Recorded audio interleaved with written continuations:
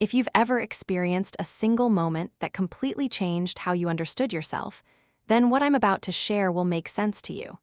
Because that moment found me 2 summers ago, and I'm still trying to understand what it meant. My name is Claire Brennan.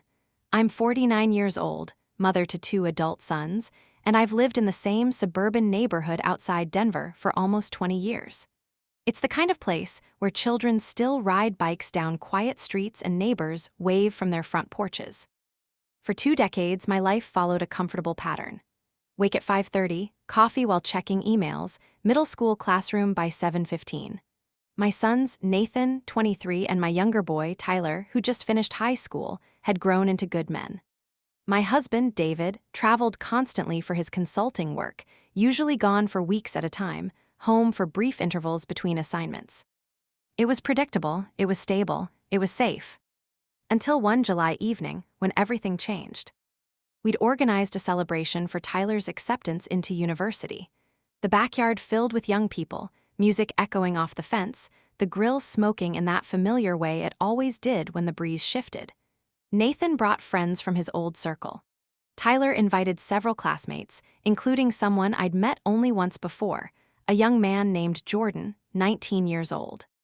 He was thoughtful, academically gifted, the sort of student who teachers remembered fondly years later.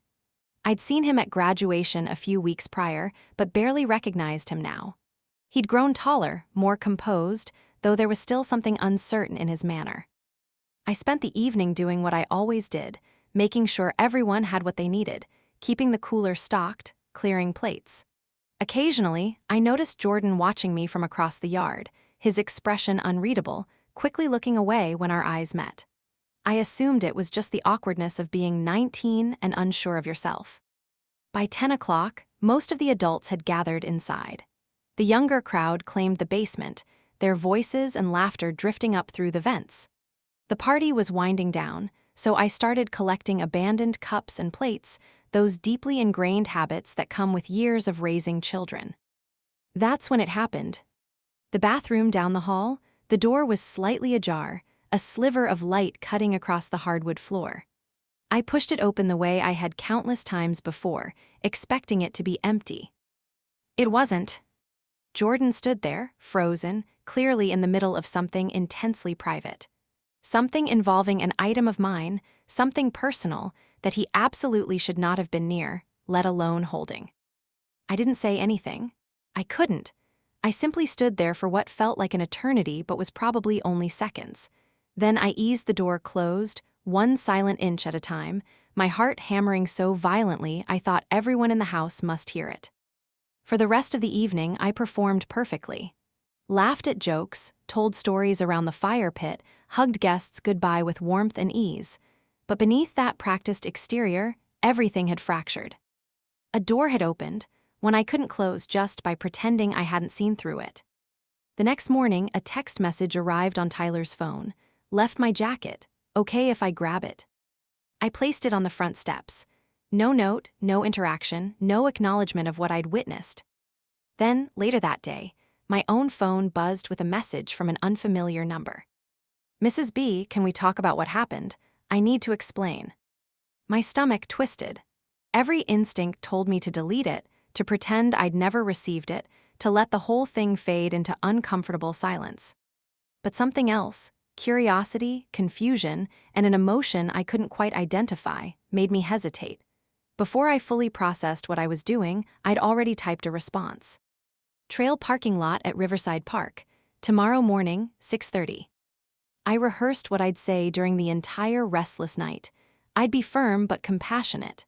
I'd explain appropriate boundaries, how adults maintain professional distance, why what happened couldn't happen again. I had every word prepared. Until I saw him standing there beside his car, shoulders hunched, genuine distress written across his features. The guilt and fear in his expression were so raw, so unguarded, that all my prepared speeches evaporated. I asked the question directly. He answered with complete honesty. And that honesty, unpolished, vulnerable, painfully sincere, struck me harder than I'd anticipated. He explained that he'd struggled with complicated feelings for months, that he'd never intended to act on them, that he was deeply ashamed but also desperately confused. He spoke about feeling invisible in his own life, about pressure and expectations, and the weight of trying to become who everyone expected him to be. I should have ended the conversation there. I should have been the adult, set clear boundaries, and walked away. But instead, I found myself sharing things I hadn't told anyone in years, about feeling overlooked in my own marriage, about the loneliness of being present but unseen, about wondering if the woman I'd been before children and mortgages and routine still existed somewhere inside me. We talked for nearly 2 hours. Nothing physical happened, nothing inappropriate in any conventional sense. But something shifted between us, an emotional opening that felt both dangerous and necessary.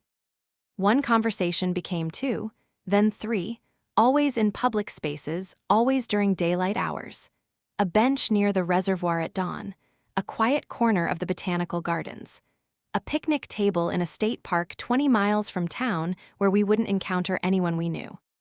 We never touched beyond a brief, awkward hug when we parted. We never discussed anything romantic or physical, but we talked about everything else. He confided his anxieties about university, about disappointing his parents, about not knowing who he actually wanted to be versus who everyone assumed he should become.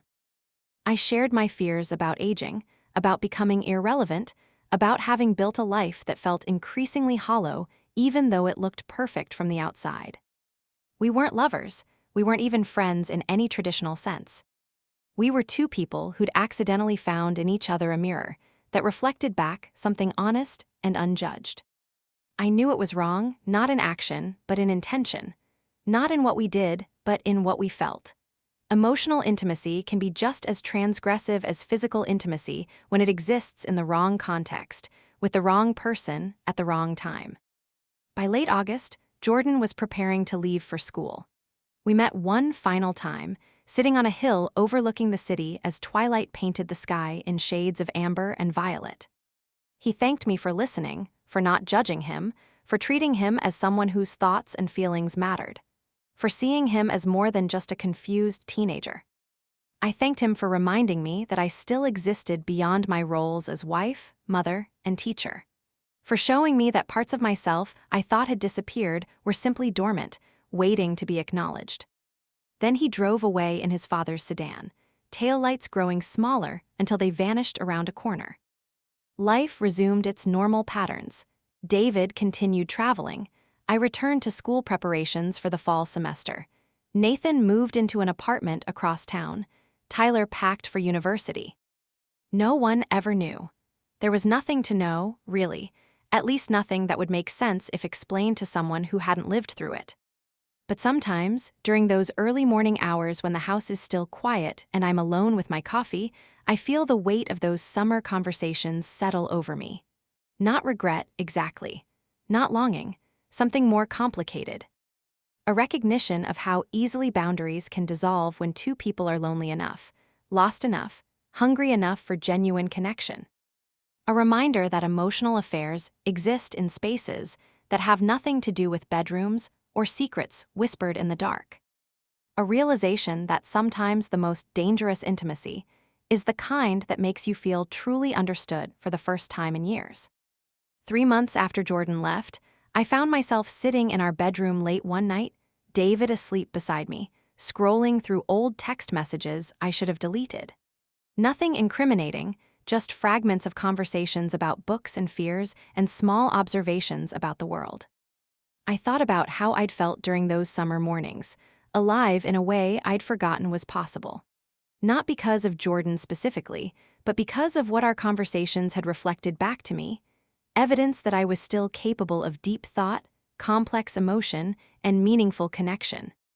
But I also thought about the cost, the secret I was keeping, the emotional distance I'd traveled from my marriage without David even noticing. The way I'd allowed someone else to fill spaces that should have remained empty until I figured out how to fill them myself. I deleted every message, all of them in one quick motion before I could change my mind. Then I woke David up and asked if we could talk. Really talk, the way we used to before life became nothing but logistics and schedules. He looked confused, then concerned, then genuinely present in a way he hadn't been in years.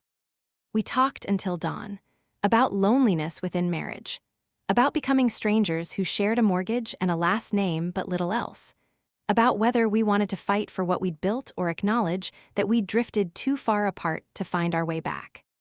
It wasn't easy. Some conversations aren't meant to be. But it was honest in a way. We hadn't been with each other in a very long time. 6 months later, Jordan sent a single text message. Just wanted to say thank you again for last summer. I think about those conversations sometimes. Hope you're doing well. I stared at it for a long time, then typed and deleted 3 different responses before finally settling on, I'm glad we talked too. Take care of yourself. Simple, clean, final. Because I'd learned something important during those months of reflection. You can be grateful for a connection that helped you understand yourself better while still recognizing it was a connection that never should have formed. Some doors, once opened, teach us exactly why they were closed in the first place. Today, I'm still teaching. Still married, though my relationship with David looks different now, more intentional, more honest, built on difficult conversations rather than comfortable assumptions. My sons are building their own lives. Jordan is, I assume, somewhere finishing his degree, figuring out who he wants to become. And I'm learning to find that feeling of being truly seen, truly alive, in healthier places. In therapy sessions where I'm finally unpacking decades of unexamined patterns. In friendships I've rekindled with women I'd lost touch with. In mornings when I sit with my coffee and journal and rediscover thoughts and dreams I'd buried beneath years of caregiving and compromise. The story of that summer isn't a love story. It's not even a story about temptation or desire in any conventional sense. It's a story about 2 lonely people who accidentally found comfort in each other at exactly the wrong time, in exactly the wrong way. About how emotional intimacy can be just as complicated and dangerous as physical intimacy. About how the lines we're not supposed to cross aren't always visible until we're already standing on the other side of them. About how being seen by the wrong person can still teach you that you deserve to be seen. You just need to find the right people, the right places, the right ways to let that happen. So here's what I've learned. Boundaries exist for good reasons. Not because feelings are wrong, but because context matters. Because some connections, no matter how meaningful they feel in the moment, are built on unstable ground. Because being understood by someone you shouldn't be close to often means you're avoiding the harder work of being understood by the people you've committed your life to. And because that crack of light under the door, that moment of revelation that changes everything, it's not an invitation. It's a warning. The question isn't whether you step through that door or close it. The question is what you do next. Whether you let that moment teach you something about yourself, about your loneliness, your hunger for connection, your need to be seen, and then use that knowledge to build something healthier, more honest, more sustainable. Whether you let it destroy what you have or use it as a catalyst to examine why you were vulnerable to that connection in the first place. I still think about that summer sometimes. About Jordan and those early morning conversations and the version of myself I discovered in those months. Awake, thoughtful, still capable of depth and curiosity. But I don't regret closing that door, not anymore. Because the woman I found in those conversations didn't belong to Jordan or to those stolen summer mornings. She belonged to me. And she was waiting all along for me to notice her, to acknowledge her, to make space for her in my actual life rather than in the margins of it. That's the real story, not about a moment of temptation or a line almost crossed, but about a woman who got lost in the life she'd built and needed a mirror, even an inappropriate one, to remember who she was. And then, finally, did the hard work of becoming that person in ways that honored her commitments, her values, and the people who actually belonged in her life. So if you're asking whether I'd make the same choice again, whether I'd step through that door or close it, I can tell you this. I'd close it, but not before listening to what it was trying to tell me. Because sometimes the wrong connection points you toward the right truth. And that truth, uncomfortable as it is, might be exactly what you need to hear.